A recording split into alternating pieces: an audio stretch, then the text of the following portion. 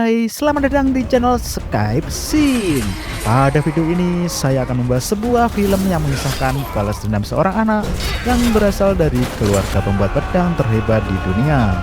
Anak tersebut mewarisi pedang sakti yang ditinggalkan oleh ayahnya. Namun sayangnya, pedang tersebut masih tumpul dan belum diasah. Bahkan tidak ada seorang ahli pedang pun yang mampu mengasahnya. Oke, daripada penasaran, kita akan langsung masuk ke alur ceritanya. Film dimulai dengan memperlihatkan seorang ahli pedang terkemuka di dunia yang terkenal dengan nama Meng Zi. Ia mendapatkan tugas dari seorang raja untuk menciptakan pedang paling luar biasa di dunia yang diberi nama pedang Hongguan. Namun seorang panglima perang bernama Zhao Han mengkhianati raja dengan berambisi untuk merebut tahta kekaisaran dan menguasai pedang tersebut. Meng Zi yang mengetahui rencana jahat sang panglima perang membuat pedang kedua yang lebih kuat dan dinamakan pedang Cheng Yin. Namun sebelum pedang kedua itu selesai diasah, Zhao Han beserta pasukannya menyerbu rumah Meng Zi untuk merampas pedang Hongguan. Dengan kejamnya, pasukan Zhao Han membantai semua orang yang ada di tempat tersebut, termasuk para prajurit kekaisaran yang ditugaskan untuk menjaga pedang Hongguan tersebut. Di tengah kekacauan tersebut, si anak pembuat pedang itu melarikan diri dalam ketakutan dan menemui sang ayah yang sedang membuat pedang Cheng Yin. Menyadari bahwa nyawanya dalam bahaya, Meng Zi segera membawa anaknya lari sambil membawa pedang Cheng Yin yang masih tumpul itu, karena pedang tersebut masih belum sempat diasah. Dalam keadaan panik, Meng Zi memerintahkan anaknya untuk menyelamatkan diri sambil membawa pedang tersebut. Ia memberi pesan kepada sang anak untuk membalas dendam ketika pedang tersebut telah diasah dengan sempurna. Mendengar kata-kata tersebut, sang anak menangis karena tidak ingin berpisah dengan sang ayah. Namun karena situasi yang mendesak, Meng Zi terpaksa mendorong anaknya hingga akhirnya ia terjatuh ke sungai. Tak lama setelah itu, Jenderal Zhao Han mendekati Meng Zi dan tanpa banyak bacot, ia menusukkan pedang Hongguan yang ironisnya merupakan pedang karya buatannya Meng Zi sendiri. Luka tersebut fatal hingga menyebabkan Meng Zi jatuh dan meninggal. Sementara itu, sang anak hanya bisa menangis mengetahui bahwa sang ayah telah tewas dengan cara yang tidak wajar ini. Scan berpindah ke 10 tahun kemudian, tepat berada di Kota Merah. Seorang pemuda bernama Ming yang merupakan anak tunggal dari Meng Zi yang selamat dari kejahatan Jenderal Zhao Han. Ia datang ke seorang pandai besi untuk mengasah pedangnya yang masih tumpul itu. Namun, sang pandai besi memberitahu Ming bahwa tidak akan peduli berapa banyak uang yang akan dimilikinya. Karena pedang tersebut terbuat dari campuran besi dari 6 alam yang tidak akan bisa diasah oleh siapapun. Karena itu, sang pandai besi menyarankan Ming untuk segera menjual pedang tersebut kepadanya. Merasa putus asa dan penuh kekecewaan, Ming akhirnya meninggalkan pandai besi itu. Namun di tengah keputusasaannya, ia akhirnya kembali ke pandai besi itu dengan niat untuk menjual pedangnya. Namun seorang teman Ming yang bernama Xiaoyi melarangnya. Karena menurutnya pedang tersebut adalah satu-satunya harapan bagi Ming untuk membalas dendam atas kematian sang ayah. Mendengar nasihat tersebut, Ming memutuskan untuk tidak menjual pedangnya dan mempertahankannya. Di kota tersebut, Ming ternyata tinggal bersama teman-temannya yang kebanyakan adalah yatim piatu dan hidup sebagai anak jalanan. Mereka melakukan berbagai pekerjaan apapun yang bisa menghasilkan uang agar mereka bisa membeli makanan. Namun seringkali mereka harus menahan lapar karena sulitnya mendapatkan uang. Hingga suatu hari, seseorang menawarkan mereka pekerjaan untuk mengawal seorang tuan muda ke ibu kota. Awalnya mereka ragu untuk menerima tawaran tersebut, mengingat bahwa kota itu sering dilanda kerusuhan dan pemberontakan. Namun setelah melihat bahwa bayarannya adalah sejumlah uang emas yang sangat besar dan mengingat bahwa mereka telah beberapa kali belum makan, akhirnya mereka memutuskan untuk menerima tawaran tersebut. Dengan perasaan gembira mereka menggunakan uang tersebut untuk membeli makanan. Mereka berbelanja makanan dan juga membeli pakaian baru untuk mempersiapkan diri dalam mengawal sang tuan muda. Selain itu, mereka juga membeli kuda sebagai sarana transportasi yang lebih efisien untuk perjalanan menuju ibu kota. Tidak hanya itu, mereka melihat seseorang pengemis di jalanan. Mereka merasa kasihan dan juga ia memutuskan untuk memberi makanan kepada para pengemis yang ada di sekitar tempat itu. Keesokan harinya, mereka melanjutkan perjalanan untuk mengawal tuan muda ke ibu kota. Di tengah perjalanan, mereka menginap di sebuah penginapan. Namun, mereka sangat terkejut ketika pemilik penginapan tersebut memanggil tuan muda dengan sebutan yang mulia. Mengetahui hal ini, Xiaoyi berkata kepada Ming bahwa mungkin saja tuan muda tersebut adalah seorang pangeran dari kerajaan. Ternyata dugaan Xiaoyi benar. Tuan muda tersebut adalah pangeran dari kerajaan yang bernama Pangeran Du. Melihat hal ini, Ming langsung merasa emosi karena ia mengira bahwa pangeran adalah anak dari seorang yang telah membunuh ayahnya. Dengan emosi yang memuncak, Ming mengarahkan pedangnya ke arah wajah pangeran.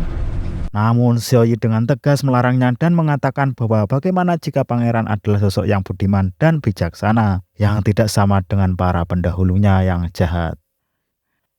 Di tengah ketegangan tersebut, tiba-tiba mereka diserang oleh sekelompok orang bertopeng yang berniat membunuh pangeran. Dalam situasi ini, mereka terpaksa ikut bertarung melawan para penyerang.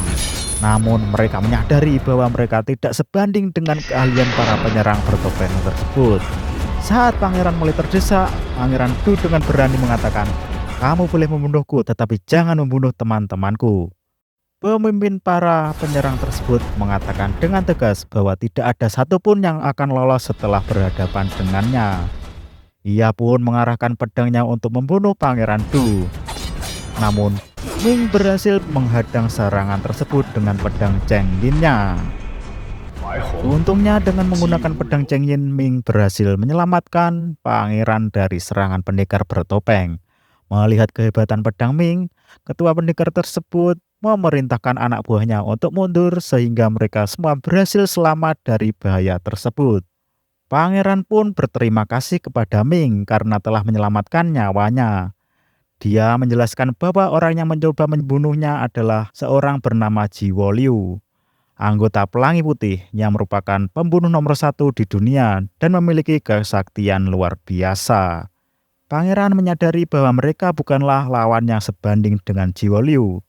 Oleh karena itu, Pangeran memutuskan untuk menyuruh Ming dan rekan-rekannya untuk pergi dan tidak perlu lagi mengawalnya lagi demi keselamatan mereka. Pangeran juga mengungkapkan bahwa dirinya dipanggil ke kerajaan untuk mengambil alih tahta kerajaan. Hal ini membuatnya yakin bahwa orang-orang yang ingin membunuhnya memiliki maksud tertentu. Tanpa banyak penundaan, Pangeran segera meninggalkan Ming dan rekan-rekannya. Meskipun demikian, Ming memutuskan untuk tetap mengawal Pangeran Du, sementara ia menyuruh rekan-rekannya untuk pulang demi keamanan mereka. Keesokan harinya, Ming dan Pangeran melanjutkan perjalanannya. Mereka akhirnya tiba di sebuah desa. Di tengah perjalanan, mereka dikejutkan oleh mayat-mayat pemberontak yang bergelimpangan. Melihat pemandangan tersebut, Pangeran Du menyatakan bahwa orang yang ingin membunuhnya jauh lebih kejam daripada para pemberontak tersebut. Tak lama kemudian, mereka berdua memutuskan untuk berhenti di rumah seseorang warga desa untuk berganti pakaian. Namun sebelum mereka sempat mengganti pakaian, mereka tiba-tiba dikejutkan oleh kedatangan sekelompok pemberontak yang ingin merampok rumah tersebut. Namun mereka tidak menemukan harta yang mereka cari, sehingga akhirnya mereka memutuskan untuk membawa pemilik rumah itu. Ming yang ingin membantu pemilik rumah tersebut, namun pangeran melarangnya. Menurut pangeran, melawan pemberontak dengan cara kasar hanya akan memicu kemarahan pemberontak lainnya. Oleh karena itu, pangeran mengatakan bahwa satu-satunya cara efektif untuk melawan pemberontak adalah dengan cara halus dan cerdas. Di saat malam harinya, mereka memutuskan untuk beristirahat di tengah hutan agar terhindar dari kehadiran pemberontak. Saat istirahat, Ming bertanya-tanya kepada pangeran mengenai alasan pangeran bisa keluar dari ibu kota. Pangeran menjelaskan bahwa ayahnya memerintahkan untuk menyita semua senjata di kerajaan, tetapi pangeran menentang perintah tersebut. Hal ini membuat ayahnya marah dan mengusirnya jauh dari ibu kota. Sementara saat mereka sedang asik berbincang, Ming terkejut dengan kedatangan rekan-rekan mereka yang menyusul. Mengetahui hal ini, Ming tentu saja marah karena perjalanan mereka sangatlah jauh dan penuh dengan bahaya. Tak lama kemudian, Jiwo Liu beserta anak buahnya tiba untuk membunuh pangeran.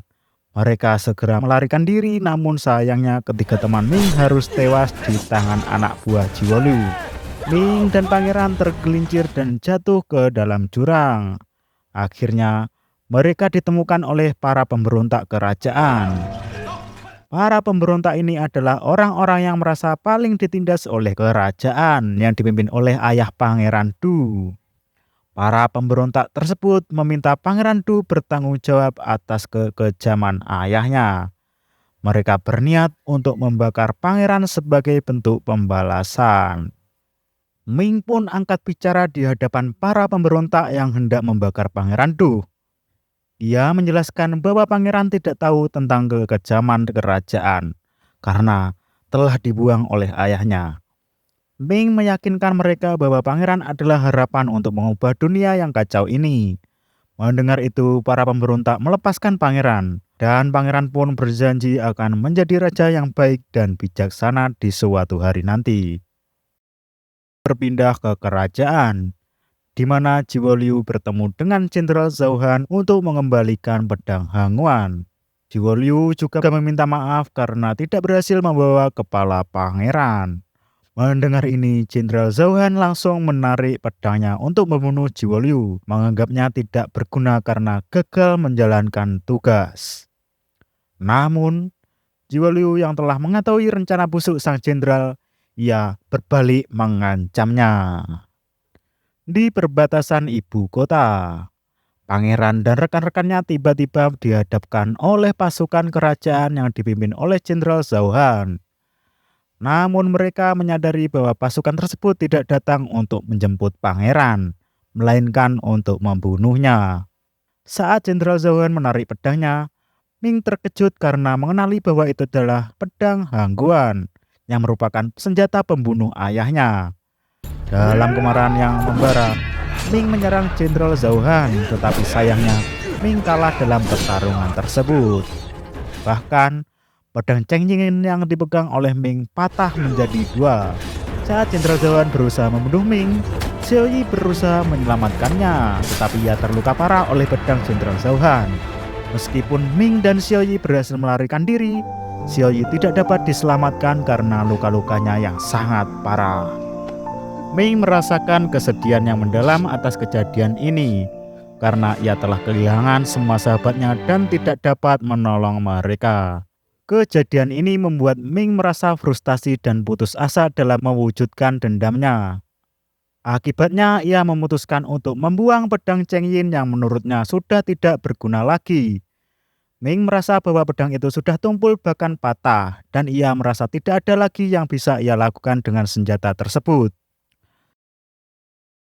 Sementara di kerajaan, Pangeran Du disandra oleh Jenderal Zhao Han. Ayahnya dibunuh di hadapannya oleh Jenderal Zhao Han, yang kemudian memalsukan adegan agar terlihat seolah-olah pangeran yang membunuh kaisar. Tujuannya adalah menghalangi pangeran dari mengambil alih posisi ayahnya dan menggantikan sebagai penguasa kerajaan. Di tengah perjalanan pulang ke kampungnya, Ming yang frustasi menemukan mayat pemberontak yang telah terbunuh dengan kejam. Tiba-tiba seseorang muncul dan menodongkan pedang ke arahnya. Orang tersebut adalah Jiwo Liu. Jiwo Liu menjelaskan kepada Ming bahwa Jenderal Zhao Han lah yang bertanggung jawab atas pembantaian tersebut. Jiwo Liu menyadari bahwa selama ini hanya dimanfaatkan oleh Jenderal Zhao Han. Ia memberikan semangat kepada Ming yang sebelumnya putus asa sehingga Ming kembali bersemangat. Ming mengambil kembali pedang yang sebelumnya telah ia buang meskipun pedang tersebut telah patah dan tumpul. Sementara itu, di kerajaan, pangeran sedang diadili di depan umum dan dijatuhi hukuman mati dengan penggalan kepala. Jenderal Zhou dengan sikap sombongnya mempersiapkan pedangnya untuk melaksanakan hukuman tersebut. Namun tiba-tiba terdengar teriakan dari kejauhan yang tak lain adalah suara Ming yang datang untuk melawan Jenderal Zhou. Ming datang bersama beberapa pasukan yang dipimpin oleh Jiwa Lu dan komandan pemberontak. Kehadiran pasukan Ming yang begitu banyak membuat Jenderal Zhou gemetar ketakutan dan mencoba menyandera pangeran. Tanpa ragu, Ming dengan keberanian luar biasa langsung masuk ke pertempuran dan ia pun bertarung sendirian.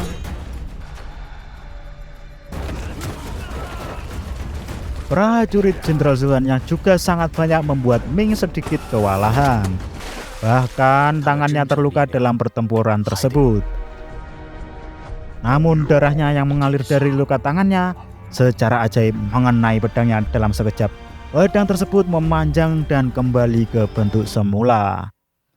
Dengan pedang tersebut, Ming meluapkan kemarahannya dan memusnahkan pasukan Jenderal Zhou satu persatu. Akhirnya tiba saatnya Ming berhadapan langsung dengan sosok yang selama ini ia tunggu-tunggu, yaitu pembunuh ayahnya yang tak lain adalah Jenderal Zhou.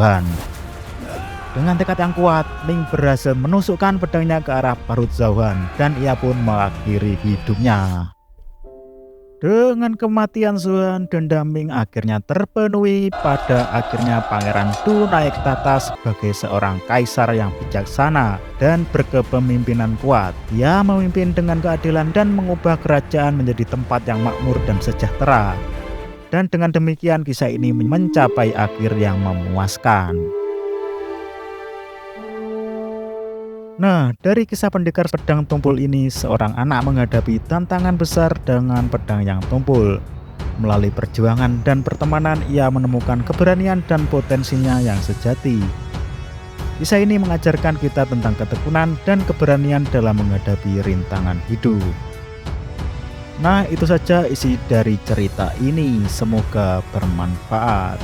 Dan sampai jumpa lagi pada cerita berikutnya.